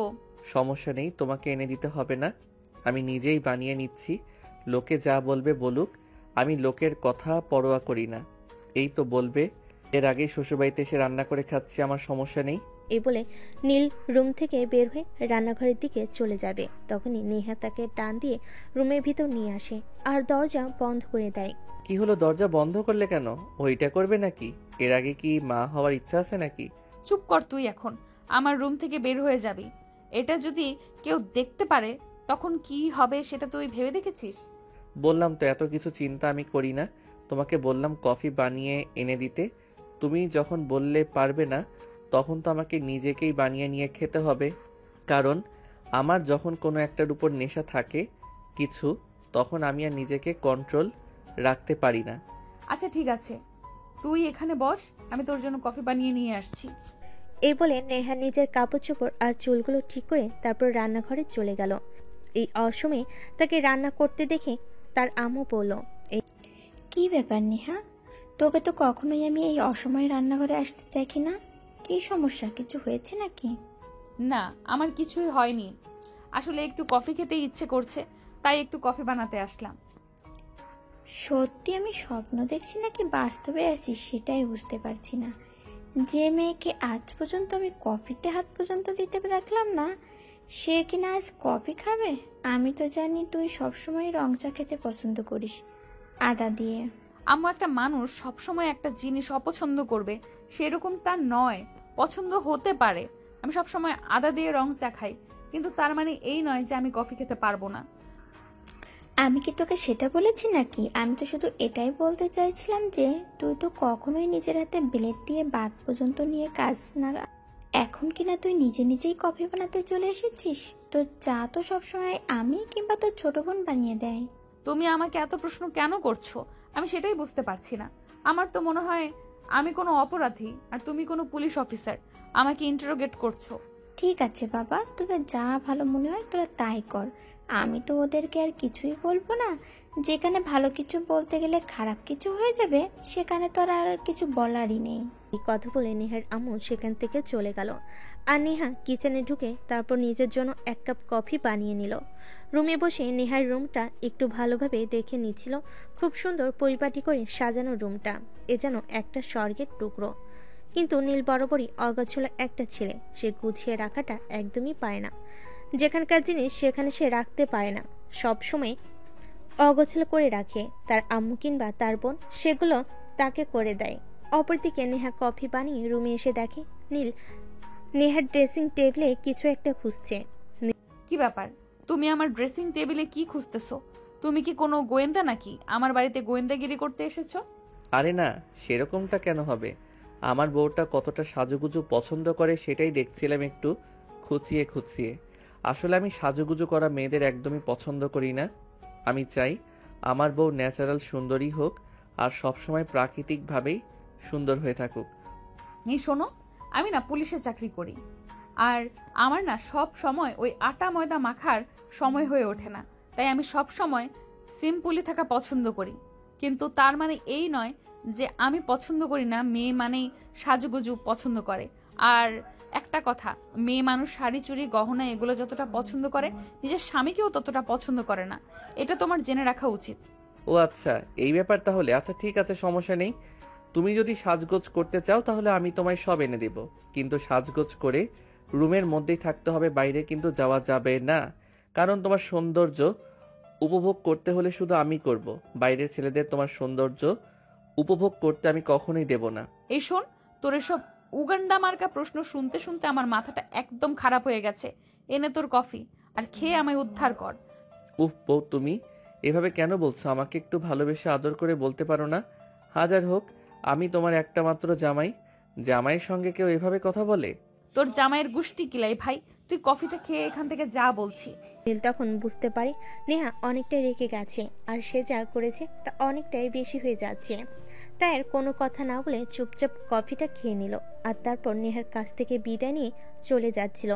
বারান্দার পাইপ বেয়ে নিচে নামতে যাবে, তখন সে নেহার দিকে তাকিয়ে বলল, বউ, তোমার হাতে বানানো কফিটা ঠিক তোমার মতোই সুন্দর হয়েছিল। চিন্তা করো না, আমি কিন্তু মাঝে মাঝেই তোমার হাতে বানানো কফি খেতে আসবো। আর আমি সেই গরম কফি বানিয়ে তোর মাথায় ঢালবো, বুঝতে পেরেছিস? এখন যা এখান থেকে। নীল তখন আর কোনো কথা না বলে চুপচাপ সেখান থেকে নেমে চলে আসলো। তারপর চলে গেল দেখতে দেখতে 1 মাস। নীলের অনার্স ফাইনাল ইয়ারের পরীক্ষা শেষ হয়েছে। এখন আর আপাতত তার হাতে কোনো কাজ নেই। তাই একদিন তার বাবা তাকে বলল, তোমার পরীক্ষা শেষ হয়েছে, রেজাল্ট দিতে এখনো অনেক বাকি আছে। সারাদিন তো বাসায় বসে থাকো, তাই আমি চাইছি তুমি এখন থেকে অফিসে জয়েন করো, অফিসের টুকটাক কাজগুলো বুঝে নাও। তোমার কি মাথা খারাপ হয়ে গেছে নাকি? তুমি আমার ছেলেটাকে এখনই অফিসে জয়েন করতে বলছো? আমার ছেলেটাকে নিজের জীবনটা নিজের মতো করে একটু উপভোগ করতে দাও। পড়াশোনা শেষ করেছে সবে মাত্র। এই কয়টা দিন নিজেকে একটু সময় দিতে দাও, একটু ঘোরাঘুরি করুক, বন্ধুদের সঙ্গে সময় কাটাক। ব্যবসা করার জন্য সারা জীবন পড়ে রয়েছে, তারপর সেসব নিয়ে চিন্তা করবে। হ্যাঁ আম্মু, তুমি একদম ঠিক কথাই বলেছ। এই তো সবে পড়াশোনা শেষ করলাম, এখন একটু নিজেকে সময় দেই, তারপর বিয়ে করে বউকে সময় দিব। আর সেই সঙ্গে বাচ্চা তো একটা ফ্রি আসবেই, তারপর তাকে একটু সময় দিয়ে একটু বড় করে তারপর ব্যবসায় জয়েন করব। থেমে গেলি কেন? একদম নাতিপুতি পর্যন্ত চলে যাবি, তাহলেই তো হতো। এই বদমাইশ মার্কা মেয়ে তুই জানিস না, বড়দের মাঝে সবসময় কথা বলতে হয় না? তুই সবসময় কেন বড়দের মাঝখানে কথা বলতে আসিস? তুই বলতে পারবি, সমস্যা নেই। তাহলে আমি বলতে গেলে সমস্যা কোথায়? তুই যদি বাবা মায়ের সামনে নিজের বউ বাচ্চার কথা বলতে পারিস, তোর লজ্জা করে না? তাহলে আমার বলতে গেলে আমার কেন লজ্জা করবে? আমি তোদের রিকোয়েস্ট করে বলছি, এভাবে তোরা ঝগড়া করিস না। তোদের ঝগড়া আর আমার ভালো লাগে না। তোদের দুটোকে একসঙ্গে বিয়ে দিয়ে আমি উদ্ধার হতে চাই। সত্যি বলছো আম্মু? তুমি আমাকে বিয়ে দেবে? আমি কিন্তু আমার বউ ঠিক করে রেখেছি। আমি কিন্তু আমার পছন্দের মেয়েটাকে বিয়ে করব। কি বলছিস তুই? তুই কি কাউকে পছন্দ করিস নাকি? আরে আম্মু, তুমি এখনো জানো না? ওই যে আবুর অফিসের এমপ্লয়, যার মেয়ের জন্মদিনের অনুষ্ঠানে আমরা গিয়েছিলাম, ওই মেয়েটাকে তো তোমার ছেলে পছন্দ করে। মেয়েটা পুলিশের এসপি। তাহলে তো খুবই ভালো। পুলিশের এসপি আমার বাড়ির বউ হওয়া আসবে, এটা খুবই খুশির খবর। আরে তুই সত্যি বলছিস তুই ওনার মেয়েকে পছন্দ করি? আমিও তো মনে মনে ওই মেয়েটাকে পছন্দ করতাম, কিন্তু সমস্যা মেয়েটা তোর চাইতে বয়সে বড়, তাই তোকে বলবো ওটার সাহস হয়ে ওঠেনি। যাই হোক, এখন যেহেতু জানতে পেরেছি তো ভালোই, আমি আজকে ওনার সঙ্গে কথা বলবো। না আব্বু, একদমই নয়। তুমি এখনই কিছু বলবে না।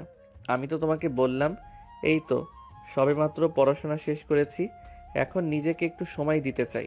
আর একটা কথা, বিয়ের আগে যদি বউয়ের সঙ্গে একটু প্রেম, রোম্যান্স এগুলো করতে নাই পারি, তাহলে কি হয়? আরে প্রেম টেম ওইসব বিয়ের পরে করবি। এত ভালো একটা মেয়েকে আমার বাড়ির বউ করতে পারবো, এটা তো আমার সৌভাগ্যের ব্যাপার। কিন্তু সময় নিতে গিয়ে যদি পাখিটা উড়ে পালিয়ে যায়, তখন কি করবি? সেরকম কিছুই হবে না আব্বু। আমার বউটা কখনোই আমাকে ঠকিয়ে অন্য কাউকে বিয়ে করবে না। তুমি একদম নিশ্চিন্তে থাকতে পারো। আমার বউ সারা জীবন শুধু আমারই থাকবে। আচ্ছা ঠিক আছে, যা, তোকে সময় দিলাম। এক বছর নিজেকে সময় দে।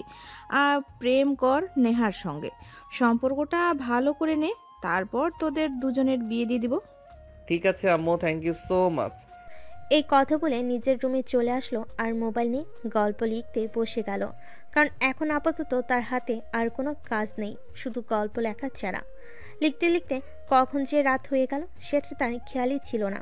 তখনই হঠাৎ তার নেহার কথা মনে পড়লো, তাই সেই মোবাইল বের করে নেহার নাম্বারে ফোন দিল। আসসালামু আলাইকুম, কে বলছেন? আর এত রাতে কেন ফোন করেছেন? কোনো ইমার্জেন্সি কেস আছে নাকি? কেসটা তো খুবই ইমার্জেন্সি, কিন্তু ম্যাডাম সমস্যা হলো আপনি যে নিজের জামাইকে চিনতে পারেন না, সেটাই। মানে কি? আপনি কাকে ফোন করেছেন? আমি তো সেটাই বুঝতে পারছি না। আমি তোমার জামাই বলছি গো। এবার নিশ্চয়ই চিনতে পেরেছো। ও, এতক্ষণে বুঝতে পেরেছি তুই কেন এত রাতে ফোন করেছিস। আর তাছাড়া তুই আমার নাম্বার কোথায় পেলি? নাম্বার আবার কোথায় পাবো? এই তো শ্বশুর মশাইয়ের কাছে এই নাম্বার পেয়েছি। তোমার সঙ্গে ফোনে কথা বলতে পারি না, তাই শ্বশুর মশাইকে ফোন দিয়ে বললাম তোমার নাম্বারটা একটু দেওয়ার জন্য। তাই শ্বশুর মশাই কোনো প্রশ্ন ছাড়াই দিয়ে দিল। ও আচ্ছা, এই ব্যাপার। ঠিক আছে, এখন তুই আমাকে এটা বল যে তুই আমাকে কেন ফোন করেছিস। আচ্ছা, তুমি সবসময় এমন কেন করো বলো তো? বউয়ের কাছে মানুষ কেন ফোন করে? একটু প্রেম করতে, ভালোভাবে একটু কথা বলতে, ভালোবাসার আদান প্রদান করতে, তাই তো? কিন্তু তুমি তো আমাকে তার কিছুই করতে দাও না। তোর ভালোবাসা তোর পকেটে রাখ, তোর ভালোবাসার গুষ্টি কিলাই। তুই কখনো আমাকে ফোন করবি না। ভালোবাসা তো মনে রাখার জিনিস, সেটা পকেটে কেন রাখতে যাব? আর আমার গোষ্ঠী কত বড় সেটা তুমি জানো। সবাইকে তুমি একা খেলাতে পারবে? নেহা তখন প্রচণ্ড রকম খেপে গেল আর ফোনটার সঙ্গে সঙ্গে কেটে দিয়ে ফোনটা সুইচ অফ করে দিল। নীল অনেকবার ফোনে ট্রাই করলো, কিন্তু ফোন আর অন হলো না। নীল ছোট্ট একটা মেসেজ করলো। একটা মেয়েকে সবচাইতে বেশি সুন্দর কখন লাগে জানো? সে যখন কান্না করে আর যখন সে রেগে যায়। কিন্তু তুমি তো সবসময় রেগে থাকো। এভাবে সবসময় রাগ করে থাকতে হয় না, মাঝে মধ্যে একটু হাসি খুশি থাকতে হয়, তাহলে ভালো লাগে। বুঝতে পেরেছো? নিজেকে কেন তুমি এরকম রসকসহীন করে তুলেছো? জীবনটা উপভোগ করো। জীবনটা উপভোগ করবার জন্য সকালবেলা ঘুম থেকে উঠে ফোনটা অন করতেই এই মেসেজটা নেহার চোখে পড়লো। তার মেজাজ এতটাই খারাপ হয়ে গেল যে সঙ্গে সঙ্গে সে মোবাইলটা থেকে সিমটা খুলে সিমটা ভেঙে ফেলল। সকাল 10টার দিকে সে থানার দিকে যাচ্ছিল। তখনই হঠাৎ একটা বাইক তার পথ আগলে দাঁড়ালো। এই কি ব্যাপার? কে আপনি? আর আমার পথ আটকে দাঁড়িয়েছেন কেন? তোমার ফোনটা সুইচ অফ কেন বলছে সেটা বলো আমাকে। তুই জানো না তোমার সঙ্গে কথা বলতে না পারলে আমার নিঃশ্বাস বন্ধ হয়ে আসে?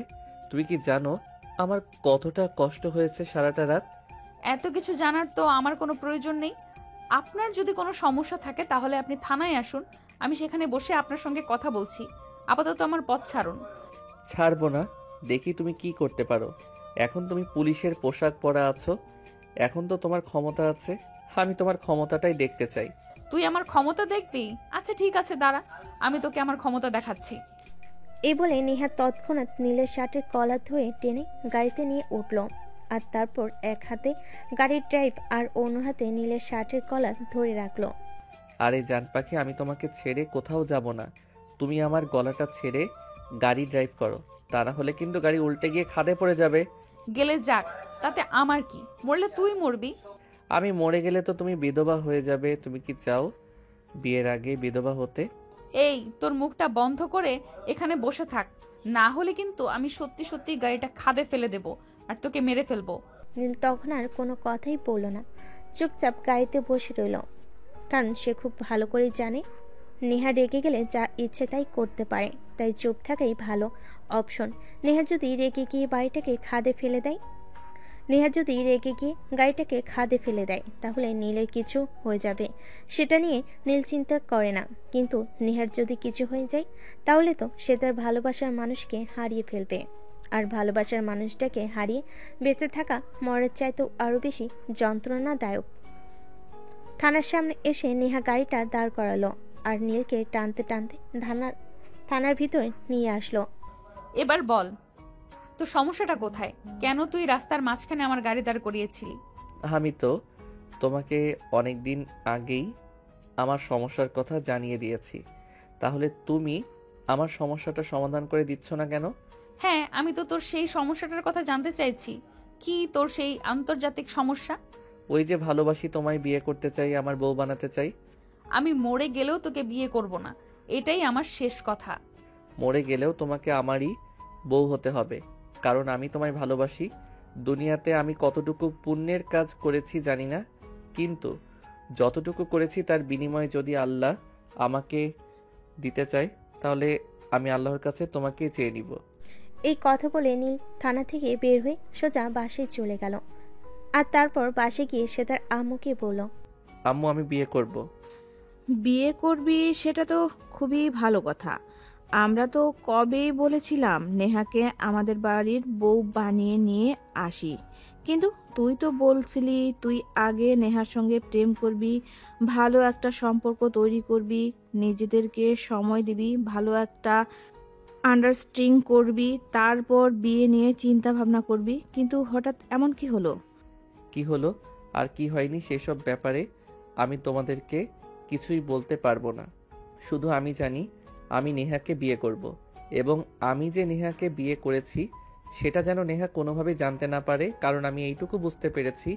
আর যাই হোক, নেহা জেনে শুনে আমাকে বিয়ে করবে না, আমিও আমার ভালোবাসাকে হারাতে পারবো না।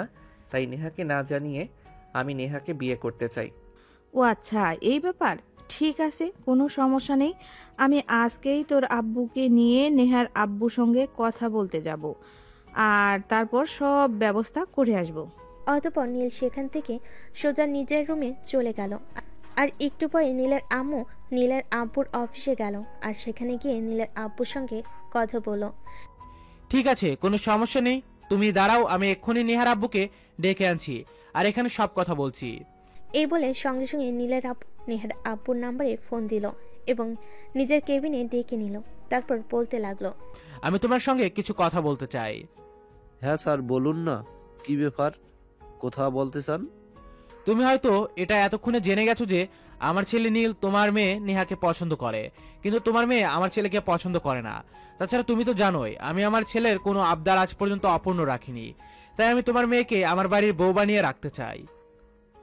আমার মেয়ে আপনাদের বাড়ির বউ হবে, এটা তো আমার খুবই ভাগ্যের ব্যাপার। কিন্তু আমার মেয়ে তো আপনার ছেলেকে চাইতে বয়সে বড়, এটা নিয়ে কোনো প্রবলেম হবে না? ওসব নিয়ে তোমাকে চিন্তা করতে হবে না। আমার ছেলে তোমার মেয়েকে ভালোবাসে, আর আমাদের কাছে আমার ছেলের ভালোবাসাটাই সবচাইতে আগে। কে বয়সে বড় আর কে বয়সে ছোট সেসব নিয়ে আমাদের তেমন কোনো মাথা ব্যথা নেই। আমার ছেলে যাকে নিয়ে ভালো থাকবে আমরাও ভালো থাকবো। কিন্তু স্যার, আমি যতদূর জানি আমার মেয়ে আপনার ছেলেকে একটুও পছন্দ করে না, এমনকি আপনার ছেলেকেও সহ্যও করতে পারে না। আমি দূর থেকে যতটুকু শুনেছি এই বললাম আর কি। হ্যাঁ, তুমি একদম ঠিকই শুনতে পেয়েছো। তোমার মেয়ে আমার ছেলেকে একদমই সহ্য করতে পারে না। কিন্তু কি করব বলো, আমার ছেলেটা যে তোমার মেয়েকে বড্ড বেশি ভালোবাসে। তোমার মেয়েকে ছাড়া সে অন্য কোনো কিছু কল্পনাই করতে পারে না। তাই তোমার মেয়েকে আমার বাড়ির বউ বানিয়ে আনা ছাড়া আর কোনো উপায় নেই। আপনার ছেলের সঙ্গে আমার মেয়ের বিয়ে দিতে আমার কোনো আপত্তি নেই, কিন্তু আমার মেয়ে কি রাজি হবে? সেই জন্যই তো তোমাকে আলাদা করে ডেকে এনে কথা বলা। তুমি তোমার মেয়েকে কোনোভাবেই জানাবে না যে তোমার মেয়ের বিয়ে আমার ছেলের সঙ্গে, সবটাই গোপন রাখবে। কিন্তু পরে যখন সব জানতে পারবে তখন তো বিশাল একটা ঝামেলা বাঁধবে, তখন কি হবে? আঙ্কেল, সেসব নিয়ে আপনাকে চিন্তা করতে হবে না। পরে যেটা হবে আমি সামলে নেব। আপনারা শুধু বিয়ের ব্যবস্থা করুন। অতঃপর সেদিন বিকেলবেলা নেহার আব্বু যখন বাড়িতে আসলো তখন নেহাকে নীলের পরিচয় গোপন রেখে বিয়ের কথা জানালো। আর বিয়ের কথা শুনে নেহা এক কথাতেই রাজি হয়ে গেল। সে তার আব্বুকে সম্মতি জানিয়ে দিল, কারণ সে নীলের অত্যাচারে এতটাই অতিষ্ঠ হয়ে পড়েছিল যে কোনোভাবেই হোক নীলের হাত থেকে তার মুক্তি পাওয়া একটা নেশা হয়ে দাঁড়িয়েছিল। তাই সে তার আব্বুকে বলে, আমি রাজি, তুমি যার সঙ্গে বিয়ে দিবে আমি তাকেই বিয়ে করতে রাজি আছি, আমার কোনো প্রবলেম নেই। বেচার নীলের হাত থেকে মুক্তি পাওয়ার জন্য এতটাই দেওয়ানা হয়ে উঠেছিল যে সে কার সঙ্গে বিয়ে করছে বা কাকে বিয়ে করছে সেটা জানার কোনো আগ্রহই দেখালো না। যেভাবে হোক তার নীলের হাত থেকে মুক্তি পাওয়া চাই, এটা দেখে নেহার ফ্যামিলির সবাই এবং মেয়েদের সবাই অনেকটাই নিশ্চিত হলো যে নেহা কার সঙ্গে বিয়ে হচ্ছে সেটা জানতে চাইল না, আর তার সঙ্গে দেখা করতে চাইল না। দেখতে দেখতে বিয়ের দিন ঘনিয়ে আসলো। বিয়ের সমস্ত আয়োজন শেষ করে নেহাকে নীলদের বাড়িতে নিয়ে আসা হয়েছে। আসলে বিয়ের আনন্দে নেহা এতটাই মাতোয়ারা ছিল যে সে কোথা থেকে কোথায় আসলো কিছুই বুঝতে পারল না। তাছাড়া বিয়ের পুরোটা অনুষ্ঠান সে নীলের বাড়ির কাউকেই দেখেনি, আর নীল মুকুট পরা ছিল তাই নেহা বুঝতে পারেনি। তবে সবটাই যে ভালোভাবে কেটে যাবে তেমনটা তো নয়। আর এখানেও ঠিক সেরকমটাই হলো। নেহাকে নীলের চাচাতো বোনেরা বাসর ঘরে রেখে গেল, আর কিছুক্ষণ পরেই নীল বাসর ঘরে প্রবেশ করলো। দরজাটা বন্ধ করে দিয়ে নেহার সামনে এসে দাঁড়ালো। নেহা তখন বিছানা থেকে নেমে নীলকে পা ছুঁয়ে সালাম করতে যাবে, তখনই, প্রিয়তমা, তোমার জায়গা আমার পায়ে নয়, আমার বুকে। কথাটা শুনেই নেহা 360 ভোল্টেজের শখে নীলের চেহারার দিকে তাকিয়ে বলল, কিরে, তুই এখানে কেন? এখানে কি করছিস আর কিভাবে এলি? আমার বাড়িতে আমি কি করে আসবো? তাছাড়া এটা বাসর ঘর, এখানে আমি ছাড়া কে আসবে?